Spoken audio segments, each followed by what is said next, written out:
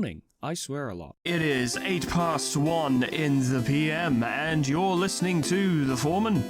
I'm your host, Foreman, and before we talk about anything today, I want to get this out of the way straight away. We will be discussing spoilers from both games mentioned in the title freely, so if you're still waiting to get around to those games, you might want to leave this little talky video for later, because I believe both games, it's very important to experience them spoiler-free.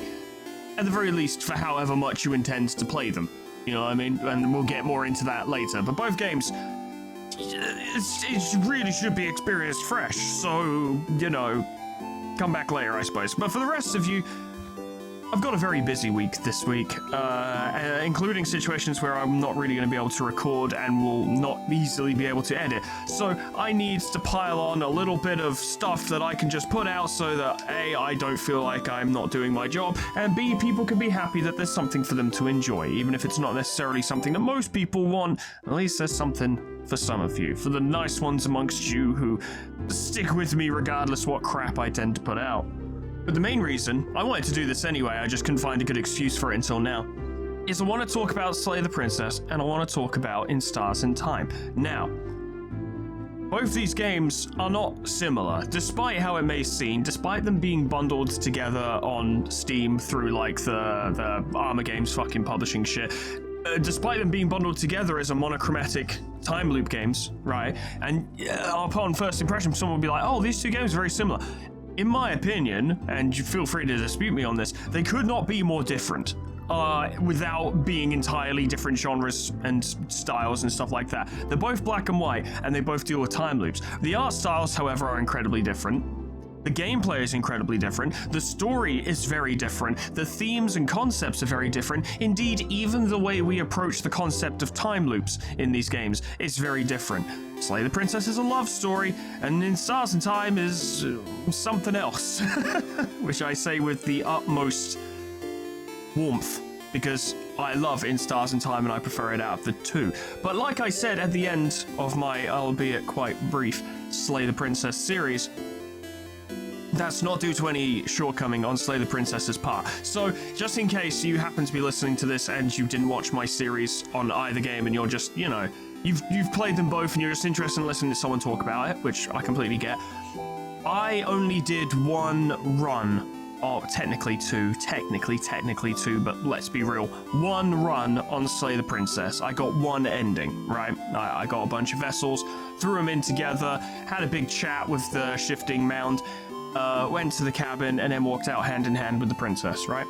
I have not technically, or even in actuality, completed Slay the Princess properly, because the intended experience, I believe, is to go through multiple runs, multiple loops, multiple playthroughs, actually, and find stuff and experience stuff and interact with the princess in a myriad of different ways. Lots and lots of different types of princesses and ways you can interact with them, right? I didn't do that because I was so happy with my first playthrough, because I kind of discovered what I wanted to discover. I had the experiences I wanted to experience, and the ending I felt was perfect. I couldn't have asked for a better ending. I guess a happier ending. I think there is a happier ending, but this one felt right to me, and I was like, I don't really want to invalidate it by going back and scrabbling through the game, which sucks, because you know what? Fucking Slay the Princess was doing pretty good numbers on YouTube, but I don't believe in commercializing my experiences too much. They're already commercialized to an extent because I'm a fucking Let's Player and it's what I do. And I do that because I enjoy it. It's not just because I'm here thinking I'll make some easy money, because fucking hell, this is not easy money. But there is a limit to how much I want to commercialize my experience in a game, and I don't like to throw myself into an experience more than I would want to just for the sake of maintaining better numbers and potentially making more money. It's why I'm such a crap businessman, because if I was a good businessman, we wouldn't be having this conversation right now. In fact, this video would probably be Slay the Princess Part 9. But, hey, it's just how I am. But I found my experience with Slay the Princess to be very interesting, and I think a lot of my warm feelings towards the game after completing it is probably due to the fact that there is so much mystery left in it for me. A lot of questions that are probably answered if you go through other iterations and find other vessels have not been answered, and I like that. I like coming away from it thinking like, what a mysterious and yet weirdly personal and strangely warm sequence of events that led to a satisfying conclusion. Now, I talked about it during Slay the Princess, where I was like, look, a lot of these concepts went over my head and I didn't really understand a lot of what was going on. I've refined my thoughts on it since then. It might not necessarily be the concepts, because when I went back over in editing, I was like, yeah, no, I grasp this, I understand. It was simply the fact, and people have commented, like, reaffirming this statement, so I'm not crazy for thinking it, I don't think. People have mentioned it like, Foreman, you took a very strange path through Slay the Princess. This was, like, there's no wrong way to play it, as is reiterated by both the game and the fanbase, but this was a particularly peculiar path you took to get through, which led to you getting information in a very strange order, and also incomplete in various ways, right? Now, a less charitable soul might be like, well, this is a failure of the game design if you can have a playthrough that's so fucking all over the place and not giving you the correct information. Maybe it is, maybe it isn't, I don't know, it's not how I feel. I'm just acknowledging the take, as it were, the concept. But for me, right, because I went into this all very confused. My first full ending was the wild, like ending to a loop, as it were. My first vessel, that'd be the way to go. My first vessel was the wild, which for those of you who know, that's ridiculous. That's a hell of a deep end to be dropped into, because it is very, very, very esoteric, right? But I keep delaying this point, not actually getting to it. I like how confused I was. And I mentioned it before, I liked that there was mystery, but there was more to it than that as to why I liked being confused. I liked being confused because I was muddling my way through a difficult situation. Not literally, we're talking in-game, you know, putting myself in the game and all that crap. Obviously, assigned to Slay the Princess, I don't know what's going on. The narrator rubbed me the wrong way, once again, from a immersive narrative experience, not from an actual subjective review experience. Rubbed me the wrong way from day one. I was like, I don't trust you at all. Even though people later on, and indeed it is confirmed later on, that he was telling the truth in a lot of cases and had reasons, I was like, I just don't trust you. I do not trust you. Everything you've said and done has rubbed me the wrong way, and I refuse to play along. But yeah, I've got a voice in my head I don't trust. And then you go see the princess, and obviously that's not a situation you should trust. She's not someone you should trust. At least definitely not to begin with, you know? Bearing in mind, I went down there initially with no weapon, so she was the softest she could possibly be, I think. Don't know for sure. Like I said, I haven't played all the vessels, so I don't know. Or all the outcomes. And I was still like, I don't trust you either. How long have you been down here without anything to eat or drink? I think was the big sticking point for me, where I was like, well, you're clearly not human. I don't know what you are at that time, but you're not human. And I've said, not to be funny, but I've seen the images on the fucking title screen and everything, like there's clearly something going on. But my initial understanding, or perception perhaps, of the situation is that we were essentially dealing with, depending on the iteration, different kinds of horror monsters, basically. Your standard slasher, or monster flick, or psychological horror, so like Ju-On or The Ring, and lots of different, not necessarily cliches or stereotypes, because I honestly think, from what I saw, they did a good job making each princess not feel like that. But that was kind of what I was expecting going in. What I wasn't expecting to find was, oh no, this is a well-rounded individual who changes dramatically depending on how you perceive them and the way you approach them. And it was when I encountered the witch, and she and I took a tumble down the stairs and crippled each other, basically, that I realized how interested I was in the character, where I was like, there is a lot going on with you, isn't there? There's a lot going on. And then, of course, there's the shifting mound stuff, which you don't really know is the shifting mound until later, I don't think, until she introduces herself as such. But she's collecting the vessels, and you're like, that's a thing. There's a whole thing going on there, I suppose. Don't know what's up with that. That's probably where I got the most confused, is when she would just spout philosophy at me from the perspective of an incomplete soul, and I was like, oof. This is hard to keep up with, and I would pride myself on being at least somewhat decent at keeping up with esoteric concepts, but that definitely proved to me that I'm not quite as up there as I thought I was. You know, I had a little bit too high an opinion of my ability to analyze a situation and discuss it metaphorically and philosophically, and that brought me right back down, where I was like, okay, all right. Foreman, know your place, right? You're all right, but you're not amazing. But those were fascinating moments. But seeing all these different iterations of her, the damsel was particularly, I don't know what the term would be for the damsel. Warm yet melancholy, I suppose, because I knew the game even multiple times is like, oh, are you actually going to be able to make it out? Are you going to be able to just walk out? And you do, and you do, and you do, and you do. But like, even with every moment where you're like, oh wow, we actually got through that bit, it's marred by the knowledge that you're like, well, this is going to end soon though. This is not an ending to the game. This is just a vessel path, and it's going to end soon. Like, even not knowing that much back then, I knew that my time with the damsel was going to end very soon. So that warm, sweet atmosphere of it became bittersweet, knowing that it would end soon. But it was interesting to see what she could be. And I don't know, interacting with the shifting mound at the end and the quote-unquote fight you have with the shifting mound is brilliant. The music that comes in during that event is super good. The animation is like god tier, with all of the shifting mound, as it were, all the bodies just sort of shifting and climbing and stuff, and even the entity itself, herself, the way she moves, the way it would initiate each round of the fight, as it were beautiful moments of animation, and then showing the perspective of those events that she's showing you from the princess's perspective, so you can see yourself basically like you're playing the game but as the princess, although obviously just one screen, not an entire sequence, were great. Super good. Really liked that stuff. It was really, really cool. It was just very good. My problem that I had was I was extraordinarily confused during that sequence, because a combination of the paths I had taken to get there, combined with the questions that I had asked and not asked people, including the Echo, and then my lack of full understanding of the situation, meant that when the shifting mound was like, all right, well, we're gonna have this out then, I'm like, have what out? I was like, have what out? Over what? What are we talking about? What are we doing? I have no idea. I'm just along for the ride. I said it at the end of the episode, and I'll say it again now, I don't see that as a failure of the game, and I have never claimed that my confusion in that was a failure of the game or the writing.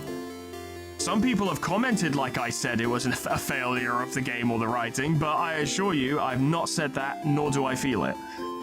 I fully acknowledge A, the weird path I took, and B, my inability to comprehend what I was looking at quickly enough to properly adapt to the situation. I don't think it negatively affected the video or anything. It's not like I complained about it. Like, I was having fun. I was enjoying it. It was such a cool moment, conversing with the shifting mound. It was brilliant. And then after that, going into her heart, going into the cabin with the voice of the hero, is such a good, soft, warm sequence. And that's why I didn't really want to play any more of the game, because I was like, I'm so happy with what I've had, with the experience I've gotten. And I know a bunch of the other endings are just going to be variations of, you beat the shifting mound. And I'm like, I don't want to beat the shifting mound as such. Like, if that's an outcome, that's an outcome. But all I wanted was to kind of engage with them and find out what was going on. And to an extent, I did. I got that experience, and I was happy. I was happy with it, and I still am. But the princess's voice actress is fucking stellar. Absolutely stellar. Her name's not Stella, I'm just saying it's that good. It's stellar. It's really good. Really, really, really good. Amazing. Super good stuff. Was surprised to find that I really liked the music in Slay the Princess as well, because unlike in Stars in Time, we'll talk about Stars in Time in a minute, but unlike in Stars in Time, it's much less pronounced. A lot of the music in Slay the Princess is ambient, or there to set a tone and do very little else, which there is nothing wrong with that at all. That kind of subtlety can lead to some of the best music we've ever heard in games. Most of Silent Hill's soundtracks are, in fact, for the purpose of tone and ambiance, not necessarily to front and center. And of course, Akira Yamaoka's fucking guitar work in those games is, like, iconic by this point. And if you've ever heard, what's the track called? My Heaven from Silent Hill 1? That's pure tone. My advice to you, if you do go to listen to that song's not the right word, it's a track. A, make sure the lights are on. B, make sure the volume on your computer isn't too loud. And C, maybe have someone with you. Like, it's not that bad. I'm playing it up a bit, but I know some people are quite sensitive, and I'm certainly sensitive towards certain things. It's quite an aggressive track.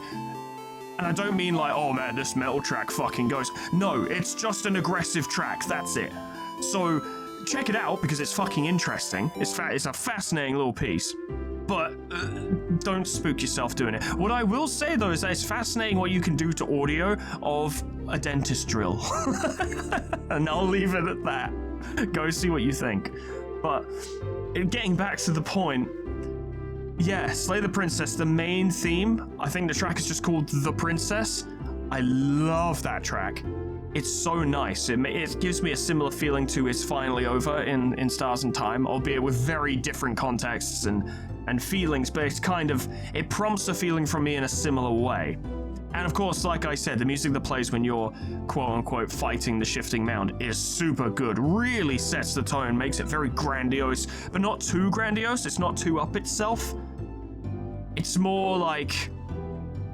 It's music that more evokes the concept of pulling back the veil and seeing what's beyond in quite a dramatic way. That's, once again, not too dramatic. Very much appreciated. Like it a lot, as a matter of fact.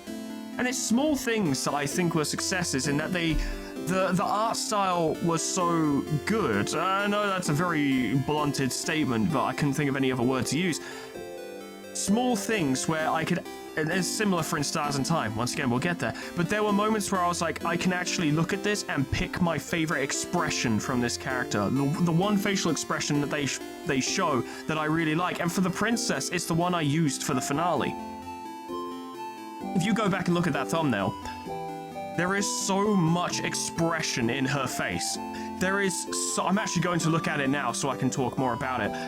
There is so much in her face in that moment. The lines, how large her eyes are, the utterly simple nature of her mouth there, where it's a seemingly neutral expression, slightly curved down. The way she's looking off to the side, the way a strand of hair just comes down her left eye. Everything about that conveys so much character, I suppose. Like, I'm not even sure what specifically, but something about it really conveys that there is a person there. And I know it's a weird statement, but sometimes in games, I know you've played games like this, I can guarantee it, you get people in those games that are just not people. They're just not people. They're all ones and zeros, but some of them are aggressively ones and zeros, you know? Like, characters in Skyrim, for instance. I love Skyrim, but fucking hell. But in that image, I see a person. Despite the fact that she couldn't be more far beyond a person than she physically is, because Jesus Christ, she's some kind of insane god creature. But there is a person there. And I find it to be such a striking image. I really like it. I would edit it into the video, but these are supposed to be fucking low effort. I might do it, I don't know. We'll see. But, yeah. Much like how Sifrin is the big draw for In Stars and Time, the princess is the crutch of Slay the Princess. Not quite so surprising considering her fucking name is in the title, but I feel that's worth stating, because it is important, I feel, to understanding Slay the Princess. I can't imagine anyone who would, but if you descend down those steps and you hear the princess talk and you go, ew, I don't like the voice actress. Don't know why the fuck you wouldn't like the voice actress, because she's phenomenal. But if you did happen to feel that way, or you were talking to the princess and you were just like, I don't like you at all. I don't like your character. I don't like any of this.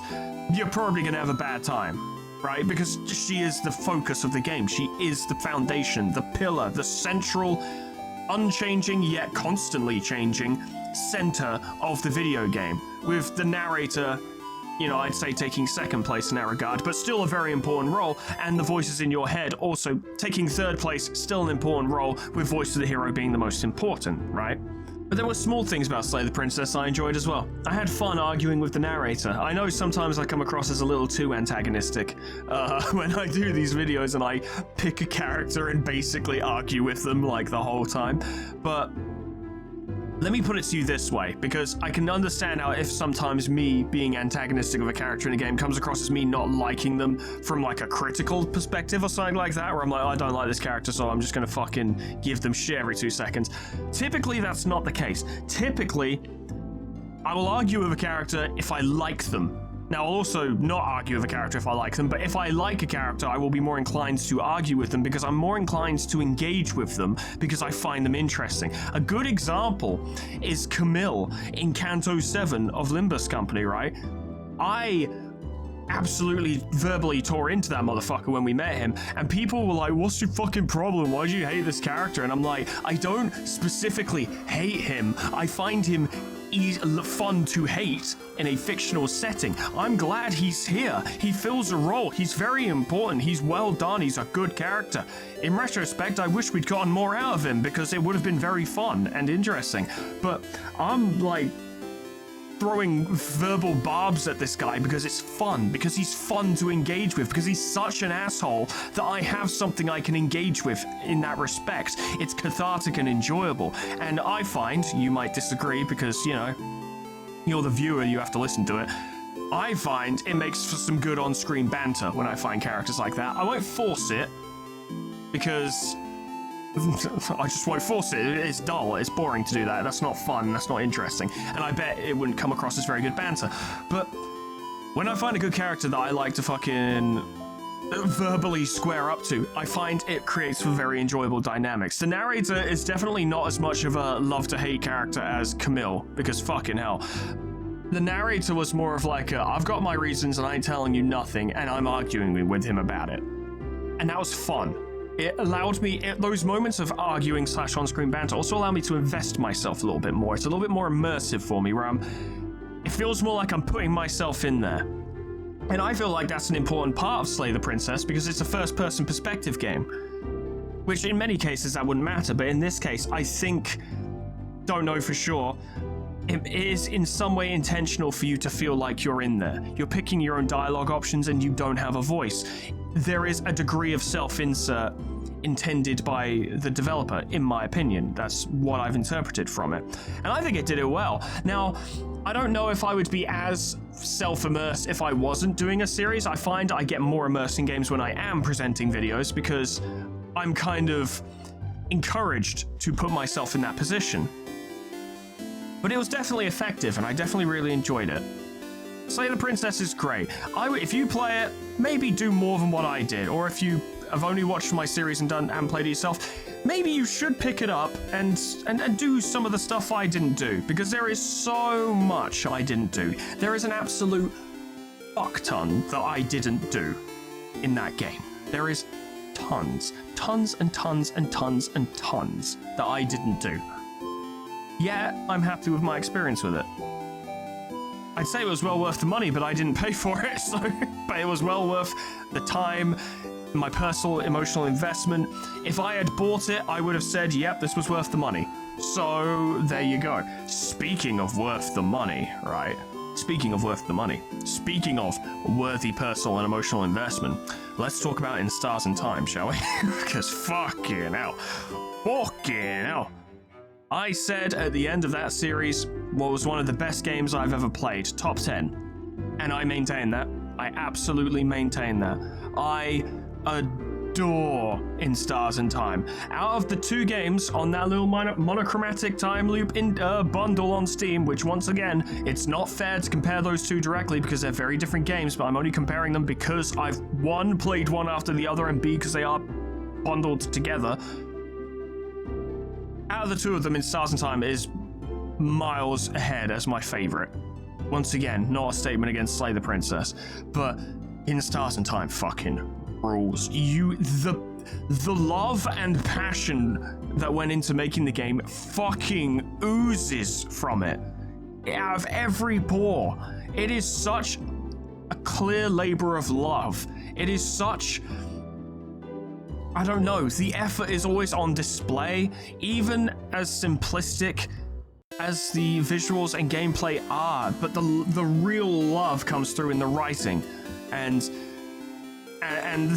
just how things can change depending on what you do, and the way Sifrin reacts to everything around him, and I need a minute to think about how I want to talk about this, because I've got too much I want to talk about. And I think that's probably a sign that I did enjoy In Stars and Time as much as I claim, that I don't know how to talk about it. Okay, so let's try and look at this. I don't know, I'm not even going to try and approach this with a tactic, I'm just going in, right?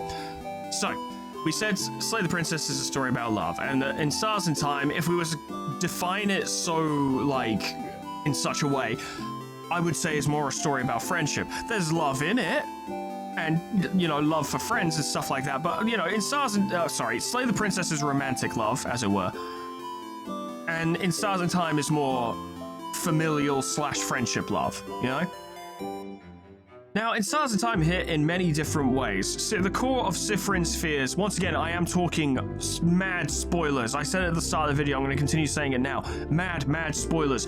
Do not listen if you want to play In Stars and Time and haven't played it yet. Do not. Please go play it yourself. I highly recommend it. But, onwards.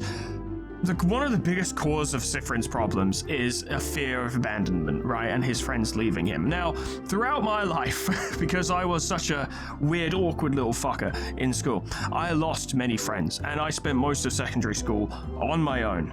As in 3 or 4 years past secondary school, which for you, I don't know, overseas types would be high school, I suppose. 3 or 4 years where I just didn't have any friends. Like, none. Like, maybe 1 or 2, but then they would leave again. Because I was a weird little fucker. I am very familiar with A, the feeling of abandonment from friends, and B, the overwhelming desire for that to not occur, and then to watch it occur anyway. So I could empathize with Sifrin quite a bit. Now, as an adult, I'm out on the other side, right? I have a core of steadfast friends who, fingers crossed, you never fucking know, but fingers crossed, they're sticking around. So that's cool.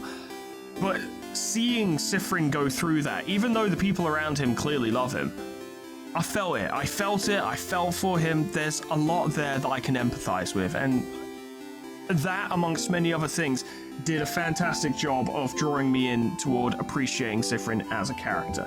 He is the definition of a character who puts on a brave face. The dude literally never stops putting on a brave face. It is only, I want to say, at the end, like towards the end of start of Act 5, not the end. It is only at the start of Act 5, I think, where he genuinely, properly stops putting on a brave face. Even in Act 4, when he is virtually falling apart, and he is virtually falling apart in Act 4. He's already kind of falling apart in Act 3, but the end of Act 3, he is now falling apart. Even in Act 4, he is still keeping it together. It's getting worse. It's definitely getting worse. It's crumbling, but he's keeping it together. He spends 95% of the game's runtime putting on a brave face, despite the fact that he is not alright at all. He is simultaneously the best and least well-suited person for the task that's been put in front of him. And naturally, that, just like the problem put in front of him, is of his own making.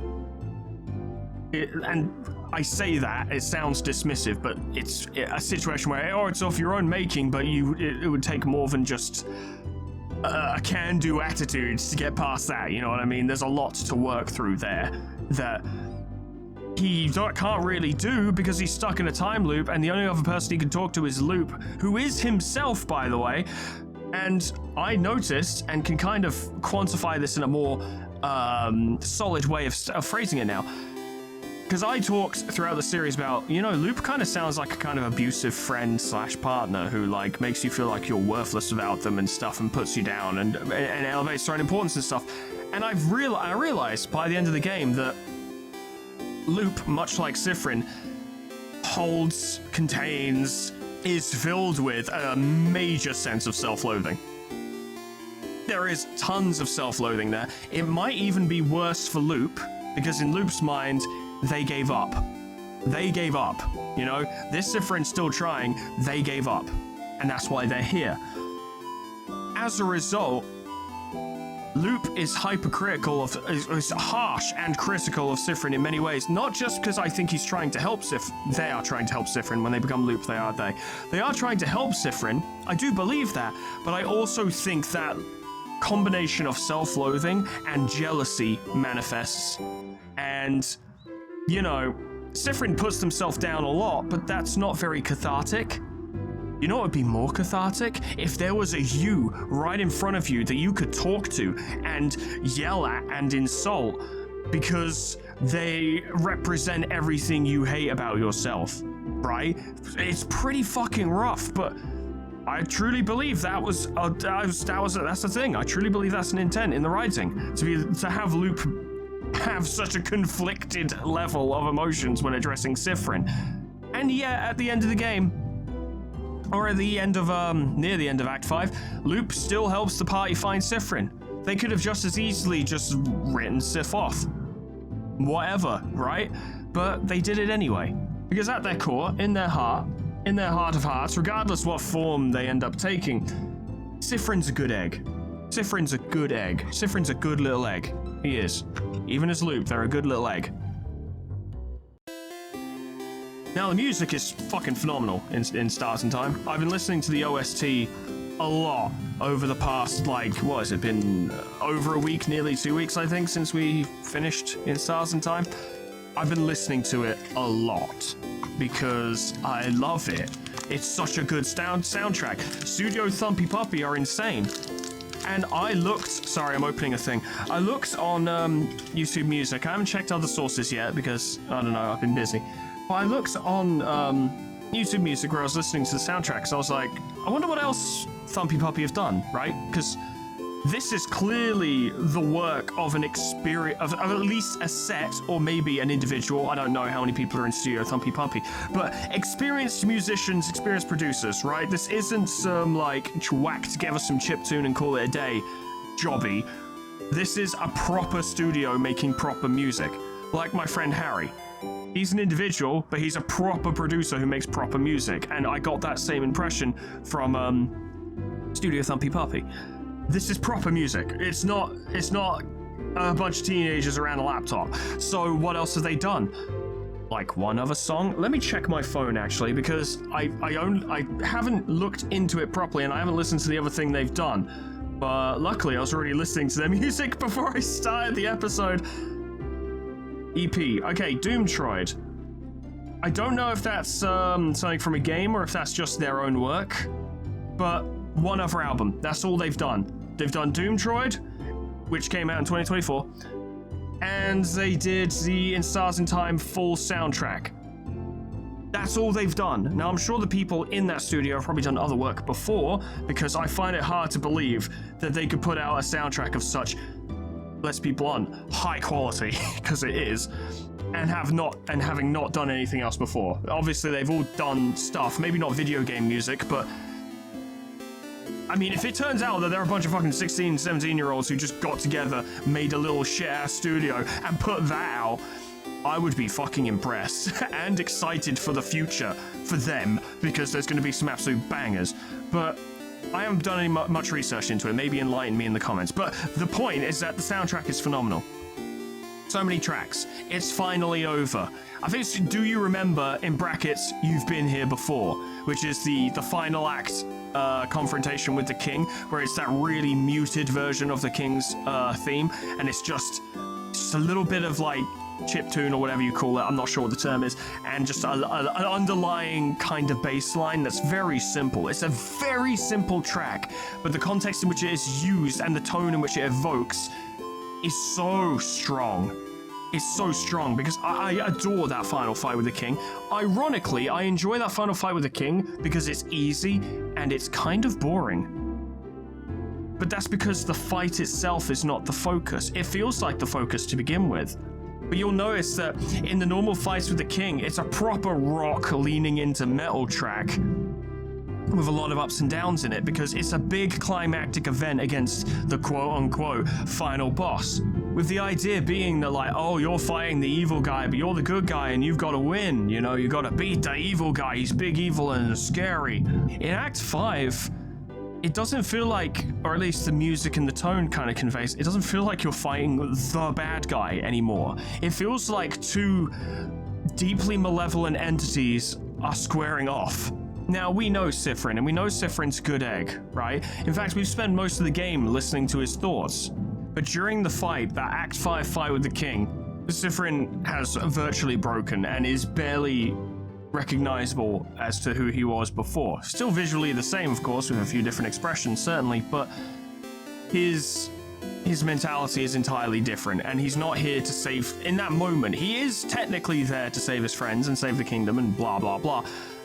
But in reality, in that moment, he's there to kill the king. His only focus is to kill the king. There is no other thought in his head other than kill the king. And did you notice, and forgive me if I'm misremembering this, but I don't think I am, did you notice that during the fight with the king, we don't hear any of Sifrin's thoughts, right? The king waxes lyrical and throws out a couple of his usual lines of like, we just need to remember it, you should join me so we can find the old country. Sifrin doesn't say or think a fucking word until the fight starts to end. And all he thinks is, you're getting slower, it's getting darker, you're getting slower. He doesn't have any thoughts. He's not like, you've got to win, or I hate this guy, or you just got to kill him, or anything like that. His mind during that fight is completely blank. There's nothing there until he falls and then finds Maldipace. I don't know how it's pronounced, so you're gonna have to just accept my pronunciation of it for the time being. But I found that to be such an interesting concept that during that fight, there is not a single thought in Sifrin's head. Now, during previous fights with the king, there are scripted events in which Sifrin thinks and reacts and responds, as it were, or can respond or what have you.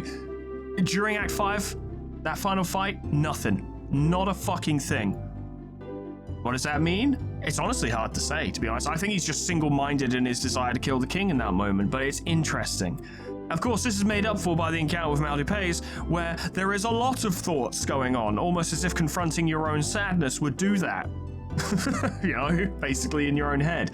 But can I say, the game over music is fantastic. The game over music when you face Maldipace, which is called Game Over with the brackets, don't just leave me here, fucking really good. Really, really good. Really, really good. I always found the tone on the Game Over screen to have this delightful level of sinisterness to it. Now, in the normal Game Over sequence, it is that sinister, kind of dark initial tones that then gives way to a really soft... I don't know if orchestral is the right word for it, but it's a real soft follow-up. It's quite pretty. Mournful, but pretty. Whereas in the Maldipace fight, it's still pretty. They still have kind of the twinkling sounds a little bit, but it's definitely way darker to show just the fucking grimy depths of where you are mentally at that time. And I feel like that the Maldipace music is the perfect layup to be followed by the Power of Love, which is such a stark fucking contrast that the result is that the Power of Love, which is already an incredibly upbeat, strong, energetic, hype, and emotional track, pure swelling of positive emotion on its own, but following that track, it is overwhelmingly to the point where it makes my tear ducts go fucking fuzzy when I hear it. Like, even without the context of the game. But Power of Love is one of the best tracks I've ever heard. It is so beautifully put together. The leitmotif is marvelous. The way they keep calling back to old melodies is brilliant. Fucking brilliant. So fucking good. And it's executed especially well during that song, during Power of Love. So good. So good. And it speaks to how good the game is at fucking faking you out. That during that sequence, when the king's like, okay, I'm gonna make you all see the future, I honest to God thought that everyone's health bars would drop to 0 and the music would stop. I genuinely believe that was gonna occur, because it's the kind of game where that can happen. In most games you go, yeah, no, but we're about to win. This is the bit where we win, it's not gonna work. But the thing is, in Stars in Time, you've had that moment like 10 times. And it didn't matter, it didn't help. The game even made a point of in Act 3 being like, all right, this is the run, you know? The power of friendship will get us through, and then it doesn't. And you're like, oh, okay. But what next? Oh god, the final non-optional encounter with the party and Sifrin. The perspective, seeing it from Sifrin's perspective, the music is... Oh. Ooh, yes. Ooh, it's very good. Ooh, it's very good. The tone on that is marvelous. The use of color, just the color red, it's the only color we use, but it's very well used. Sifrin's design during that is dope.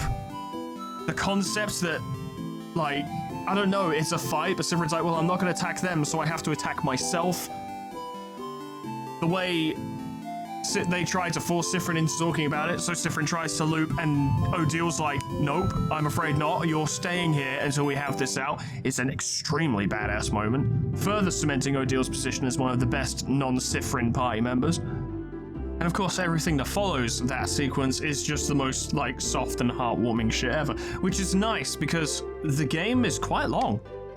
Overall, it was longer than I expected. I heard the average playthroughs, like, if you're trying to kind of do it properly and do it fully, range around 35 hours. Mine was about 40, which, you know, we have to take into consideration, like, stuff involving videos and the making of videos and whatnot, and the fact that some of the loops I did just weren't very efficient. Like, I think I did a full loop and then it was like, cool, now leave and come back. Like, leave, talk to loop and come back. Or, okay, now go back to a previous floor to grab something and then come back. And I was like, this was the wrong time to do a full loop, evidently. But my point is that this is not a short game by any stretch. And you spend all of that time fighting for, working toward, and hoping that everything will be okay, that we can sort this out, that the loops will end, and that Sifrin will find some outcome that appeases him, as it were, that soothes him, because we spend all this time with Sifrin, getting to know him, we spend all this time with the party, getting to know them, becoming more attached to all of them, and the whole time you're just hoping more and more that things will work out, and it feels less and less like it will. It feels like a game that could very feasibly end badly, right? Badly for your characters. Not badly from a critical perspective, but badly for your characters. It feels like they could just end up not getting what they want, essentially, having a poor outcome. So to finally get it is the most cathartic thing of all time. But in terms of end of the game, fighting loop, right? Possibly my favorite track in the game. It is so well, that track, How Can You Help Me, Stardust, is so well made. It's such a good track. The drums and the bass in it are incredible, including, they use double bass pedal moments in it, which I'm in a band, sure, but I'm not really a musician, and I can't speak of any level of authority here, but I typically only hear that shit in, like, death metal. And they don't use it to the extent that you would in death metal here. It's little bursts of double bass pedal. I think it's double bass pedal anyway. I'm gonna make myself look really fucking stupid if I'm wrong. And it spices up the beat a little bit. And, like, after the main bit of the chorus, which sounds phenomenal, by the way, and is, of course, a redoing of the melody of How Can I Help You, Stardust, which is the music that plays when you talk to Loop. Normally, that's done really well. And then after that main chorus, there's a proper, not complicated, but still slick as fuck bass line that comes in. Super nice. That is a really good track. And the fight with Loop, despite once again not being a particularly interesting fight because you're way stronger than him, even with his loop crap, it's just a great encounter. And that's the thing about In Stars in Time, right? The gameplay is, I would say, mediocre, frankly. You know, it's just wandering around looking at stuff. Combat is mediocre. It's just a basic type advantage system that never really goes anywhere. But much like how Slay the Princess is basically a visual novel, and that is used as the engine in which to deliver you to the narrative and take you through the narrative, as it were, the gameplay in Stars in Time, once again, is just an engine to deliver you to and through the narrative. And that might make you think that, oh, well, maybe there just shouldn't be combat in Stars in Time. Maybe it should be a visual novel. No. Nah. In Stars in Time needs its gameplay because it informs the narrative. It is important. It's not... The result is, the gameplay isn't a highlight, but it is necessary, it needs to be there, and it informs the narrative. I don't think we needed In Stars in Time to be like a fucking Dark Souls-like action game, or a fucking DMC clone, or even a Baldur's Gate 3 level of RPG. I think the gameplay is sufficient, but I will acknowledge that it gets a bit dull after a while. Because there's nothing to it. There's absolutely nothing to it. Which is why the game gives you options, of course. You unlock Just Attack to destroy enemies instantly, basically, barring a few circumstances, and you get a memory that allows you to tell Sadnesses to fuck off, basically, which I never used, but I bet is helpful. I never used it because I was trying to level Sifrin up, because I didn't know what kind of things we were going up against, and I wanted to make sure Sifrin was strong. But yeah, I'd say gameplay is probably where the game's weakest point, but it is a game where everything in the game, including the soundtrack, including the gameplay, including the presentation and the visuals, are all in service of its narrative and its inter-character relationships and interactions, including the king, including the head housemaiden, including the villagers of Dormon, and of course, the party. Having said that, I would have fucking loved it if it was a DMC clone, though. It would have been a great time, but realism perhaps. This was made in, what's it fucking called? I don't know, it's the same thing that Fear and Hunger was made in, isn't it? I can't remember what it's called, but you know what it is. Yeah, but what staggers me is that something so fucking good can come from such humble origins. Now, that's not unheard of at all. Look at Toby Fox, for example. Look at Undertale. But just because it has happened, just because there is a high-profile example of it occurring, doesn't mean it's not surprising when it occurs again. I consider this to be something, if not on par with Undertale, it's approaching it in regards to its general success and its quality and its charm and its strength, right? Now, Undertale is not in my top 10 games of all time, and that's not a failure of Undertale's part, frankly. It's just that I don't know, my video game tastes are all over the fucking place, but I acknowledge Undertale for being an extremely big, important, iconic game, and I also think it's absolutely fucking tremendous. I think it is one of the best games of all time, Undertale. I really do. It's just not one of my personal favorites. I've kind of got the opposite thing with In Stars and Time. In Stars and Time is one of my favorites of all time. I would hesitate to say it's on the level of Undertale, but I also think it kind of is. I think it's up there, just because it doesn't have a massive twist like the genocide route and the, you know, spare mechanic. I think that given the right circumstances, given, you know, reaching the right people, the right LPers, you know, during that period of time when Let's Players basically made or broke a new indie game, it's still kind of a thing nowadays, but less so because there are more big LPers, so we have slightly less of an effect. I say we, I'm not a big LPer, I'm just an LPer, but I'm talking about Let's Players in general, and streamers, of course. Under the right circumstances, I think In Stars and Time could have easily gotten to at least a similar level as Undertale, and I guess Deltarune by extension. I think if bigger creators had a go at it, I think it could reach some serious fucking groundswell. I really, really do. The point in that is not only that that could have happened, but I also feel that In Stars and Time would have earned it. I think it's a game that would earn that position. We've seen a lot of games just kind of get there, not necessarily having not earned it, but it's clear that being an LP darling helped.